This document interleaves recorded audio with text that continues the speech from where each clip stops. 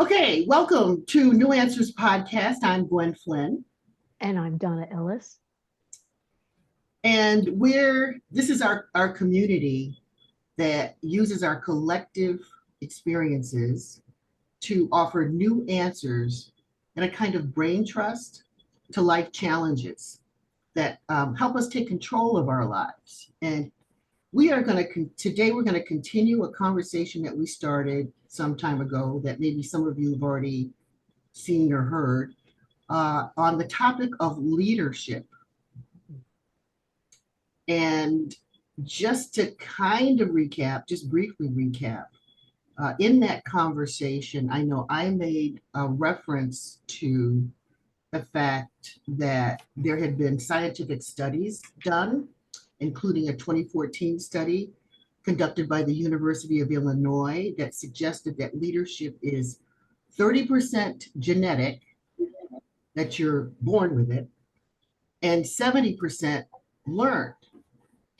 And so they imply that leaders are made for the most part. I mean, there are some that are born with it and not born. And so one of our subscribers, who I'll introduce to you now, Diane Houston, and she's out of upstate New York, took exception to that. And let me just say that she's one of our subscribers, but she is my sister that I've known for all my life. But Diane heard our recording and takes exception to what she heard. So we are giving Diane a chance to share her perspective on this topic with all of us. And then we hope that this will encourage all of you to bring your comments to us as well, because maybe you'll have a chance to come on and share your opinion on whatever you heard. So Diane, tell us what your reaction is to what you heard on leadership. Well, I really didn't disagree with what you said, but I believe that leadership is made and born. I think some people are just born leaders, but they still have to be trained. Um, and that's basically my opinion. I think it's both. Um,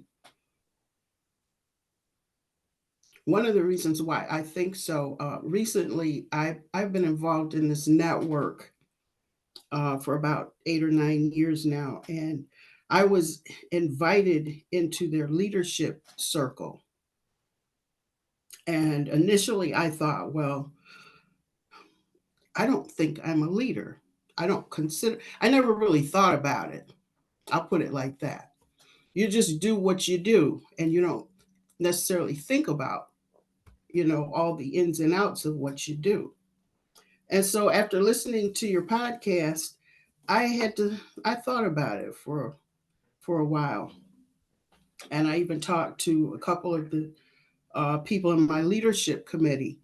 And I asked them the question, are leaders born or made? And they said both. It's like, okay. So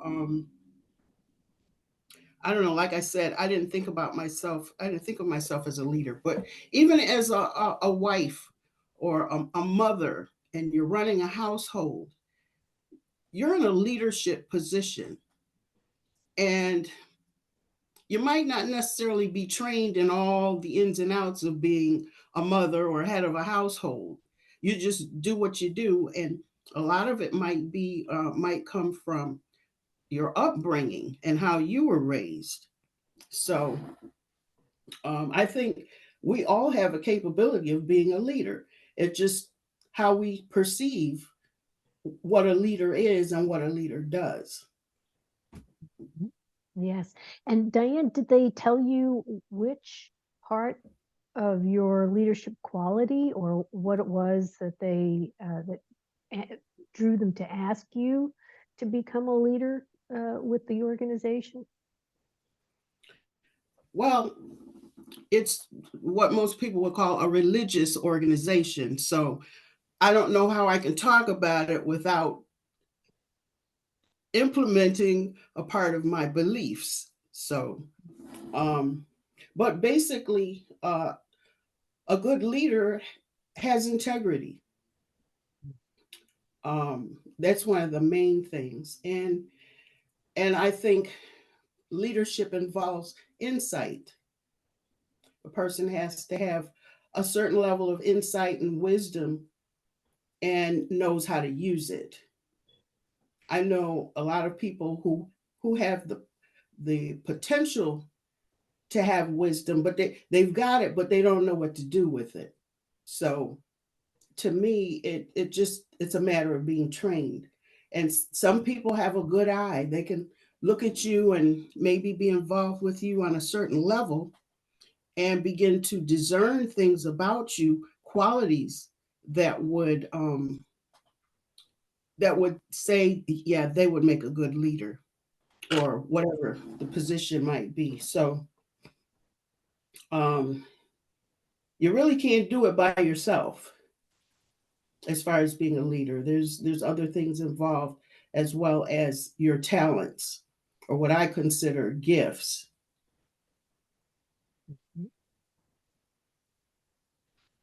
Yeah, so, from what I'm hearing from you, that doesn't seem to be inconsistent with what we talked about in our original recording. I think we did outline some characteristics that seem to uh, pop up when people talk about the traits and qualities of a good leader. I don't think we said specifically insights and integrity, but they were kind of implied. I know we listed, I don't know, 6 or 7 of them: vision, setting goals, effective communication, identify resources, formulate an action plan, delegation of responsibility, reflection. But sort of underneath some of those is the ability to have an insight, in terms of vision. I kind of maybe merged the two kind of definitions together, but and they may not be that way, but and maybe some of you have exception to that, but and then definitely integrity, absolutely. Um, those are qualities that a good leader needs to have, or otherwise I don't think people will, well, I shouldn't say that. There are some people who don't have integrity that do get followers, people to follow. But the other thing that you said too is that, and is consistent with what I think we talked about and tried to convey in that original conversation, was about leaders. You can be the leader of your household. Absolutely. And the thing that I think I want to sort of emphasize that you said too is that we don't recognize the qualities that we have that would be considered leadership in whatever situation we're in, whether we're in the workplace, like outside of the house, because I consider the house a workplace to me. You just don't get paid for that. But Right. or inside, or you're working inside the house, you do have leaders, you are using leadership skills, but you don't recognize it or don't think about it. What do you think, Donna? Yeah, I think that's absolutely true. And I think that it's possible that maybe with some nonprofits and with religious organizations, with faith-based organizations, there is the ability to utilize resources, because we talked about that as one of the attributes of a good leader is the ability to utilize and allocate resources. And that has to do with human resources too. And in the corporate workplace, there's a very rigid boundary around who and what is used and in what ways. And it has more to do with money than with real utility. They like to keep the lid on spending. That's how a corporation remains profitable. But what we've lost, I believe, and I've seen that over my working life, from working a teenager on, that we lost our ability in the corporate world to recognize the value in the human resources. And a good leader, to me, and this has been my frustration in the corporate world, is that they don't, or they cannot, they're not allowed to recognize when somebody has a value that can be good for the company, and there's always trying to put a lid on it with spending, with titles and things like that. And I think that when we recognize our own ability, and when we have, as Diane said, the insight, the ability to have the insight, that helps everyone's integrity, and it also helps us find a better position. I mean, had I looked at things this way and I heard this conversation as a younger woman, I think I would have fared better, and I would have found more worthwhile companies or organizations to work for. Wow, that's very interesting. I mean, because what I'm hearing from what you just said, Donna, is that society can sometimes place artificial, what do you call them, parameters or barriers or whatever to a leader for what are the hierarchical, usually bottom line. It always goes back to money, right? Because if they recognize your leadership talents, that means they're going to have to compensate you in some way, right? And so they put a lid on it. And isn't that awful to have to stymie someone's growth, someone's, abilities to do something? I think that's really awful. But that's what I heard you say. Am I correct in, kind of reflecting back to you what I think you were saying? Yeah, I believe that to be true. It's my personal observation. No human resources person ever said to me, yes, you're right, that's what we do here. But it seems as though there's a fleet of vice presidents. They head up the departments, and they're there mainly to keep a lid on spending, and they get a bonus for that. They may never go anywhere else in the corporation themselves, but you're tripping over vice presidents in a corporation, and their entire purpose is to keep a lid on spending. Above them are the people that really influence. And that's another thing that we talked about. In the home, as a leader, you have influence. These vice presidents have no influence. It's the people above them and the shareholders that do. So, the entire function is to keep the train rolling on the tracks, and that is to make more and more and more and more money at the expense of, well, not just people, but maybe even innovation. Yeah, so it sounds to me like then individuals need to be able to see beyond, if they're in the corporate arena, don't necessarily buy into the practice that seems to be prevalent in the corporate arena to kind of stymie you. Because if there's some recognition of your leadership skills that usually comes with a compensation or some recognition in terms of a promotion, and if that doesn't happen with you, you have to keep in mind who you are as a person and recognize your leadership skills on your own, and don't necessarily look outside of you for validation of those leadership skills, because you're probably in a corporate setting, you're probably not going to get them, based on what I'm hearing from Donna, and based on the experience that I've had too in the corporate world. What do you think, Diane? See, even though I've worked for the public, I've never been in a corporate situation like what you and Donna are referring to. And I don't, just hearing that, some of these people in higher positions would actually stymie someone from progressing is just mind-boggling. I did retail. I worked as a nurse for a while until I retired from that. And most of the jobs I've had were working directly with the public. So I never really, even though there were people in superior positions than I was in, I was I was not directly affected by the, I don't believe I was anyway, by that type of corporate leadership. So that's kind of scary just to think that somebody would hire you and then tell you you can only do this, that, and the other, especially if you're more qualified to do something, other than what they want you to do. That's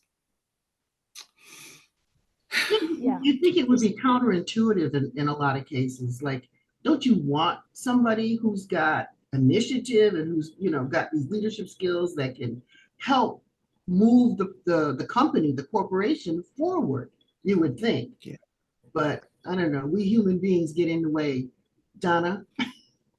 Yes, that's so true. But the thing is that I found that if I wanted to keep my sanity, I needed more to do than just type, file, and answer the phone. So I would find jobs to do. And with that, I discovered that I can do all the work I want, but it doesn't mean I'm going to get ahead. And it doesn't mean that anybody's going to pay you for it. But I found that in order to keep my sanity, if I just found work for myself to do and kept quiet about what I was learning or what I was accomplishing and not ask for anything, that I could accomplish things that I could put on a resume and I could take Mm. elsewhere, which is how I eventually worked it quite late in life. But, when I started to get smart, that's the way I worked it. And I also took it to volunteer positions because I learned that I could do more and I was capable. And you can't just let your self esteem be beaten back by the corporate environment, which is part of what they do. You're not worthy of a job anywhere else. You're not worthy of any other kind of job. People start to feel that way. But I just went out and I volunteered. And in fact, in my self introduction piece, I talk about that. And I eventually did get greater pay and I did get more job satisfaction because I was able to use my own intellect and my own capacity and grow on my own without expecting anybody to say, we've got a spot for you. There are two times in my life when somebody said to me, you're too smart for this. Here's what you should be doing, and actually gave me a good critique of how I could move myself ahead. But it wasn't anything that I was actually able to do. But those are the helpful people. I would have liked to have had more of those, but I would have liked to also have had the kind of insight I had into the world I was going into as a typist to make the most of things earlier on. And that's where I think that self-leadership component comes in and is so important. The kinds of things that Diane was actually talking about, to stay in your integrity. And having not been exposed to the corporate world, she was able to cultivate those things and not even think about that. Well, if I might say so, one other thing I learned while thinking about leadership, um, I believe that in order to be a good leader, you have to learn how to follow. Um, and following is, to me, is like a form of discipline, self-discipline. And hopefully you don't have a tyrant over you, in a higher position over you, beating you over the head. But I believe that a good leader is also a good follower and a good listener. Um, and that you got to like people, or at least like them enough to love them where they're at, and deal with them on a professional level. And hopefully, if depending on what kind of issues you might be dealing with, with an individual, you be able to be empathetic and compassionate and treat that person like you want to be treated in a given situation. So um, Yeah, got to learn how to follow. Mhm. Well, this has been a very fascinating conversation. Um, I think absolutely. I mean, I agree with that as well, that you do have to be a good follower. I mean, and that is being able to listen to other people, right? Um, so I think there's a lot that has come out of this this continuation of this leadership conversation that hopefully will benefit those who are listening to this. I think some of the takeaways that I have is, in addition to the characteristics and traits that we talked about previously, adding to it, a good leader has insight and has integrity for sure. And then Diane is just talking about the fact that a good leader is also a good follower, and has to be a good listener. And I think that's part of the effective communication, being a good listener, um, and being able to set expectations also and communicate those expectations, but listening to the people around you, um, and being able to take actions based on that and other things, obviously. And then Donna, if you want to summarize what your takeaway is, and then Diane, and then we can close this out. Yes, the insight part of it. And it also, well, that has to do with listening as well. To be in an environment where you are able to pay attention to, rather than just feel like you're at attention all the time. And I've been in a lot of work environments where you're supposed to be doing what you're doing for fear of being fired. Well, if you have the insight as a very young person going to your first job, to realize that you're there in your integrity, and to listen and to find out how you can lead yourself and lead in any situation by your influence. That's not something that I had as a kid, but it's something that I come away from this conversation with wishing that kid had. So thank you for that, Diane and Gwen. And I hope others have received some sort of insight from this as well. Diane, any final words? Um, Thanks. I'm still learning and growing, even though I am a part of a leadership committee. Um, but it's good to talk it over and get a different perspective, Mhm. like with the corporate leadership. So we can be leaders, I guess, in any area of our lives. But we still have to be trained. So yeah, I think we're born with certain abilities, and with the proper training, we can become good leaders. Absolutely. I wholeheartedly echo that.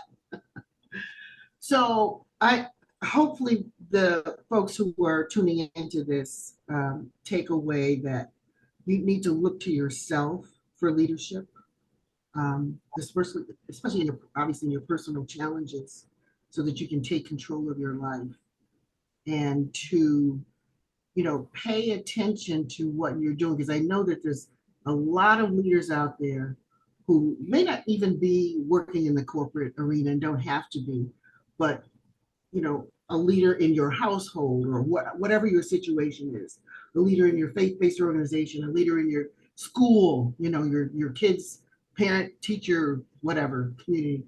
Um, but you're in different situations, but recognize, don't just kind of walk through and not pay attention to the things that you're doing, but recognize your leadership skills and talents, some of the things that we talked about today. And don't let any, even if you're in a corporate world, don't let that be squashed. I would suggest, and maybe we can have a conversation about that, that if those things are, if your talents are not being recognized in the way that you think they should be, then maybe you need to make a change. That's something to think about too. But certainly don't allow any outside forces to confine your gifts and talents as a leader in whatever the situation is. And if you need to make a change, maybe that's something that you need to think about too. But we hope that you have walked away with some insights listening to this conversation. And we want to hear from you, right, Donna? We want to hear what you think about what you heard today. Yes, I'm going to be definitely have my antenna up, looking to continue my own training by listening. Absolutely. So until next time, I'm Gwen Flynn. And I'm Donna Ellis. And we invite you to make comments in the comment space below this frame. And perhaps you will be able to come on and share your perspective on whatever the topic is that we are discussing. And we will continue to expand and grow our network, our community on New Answers Podcast. Until next time, have a good day.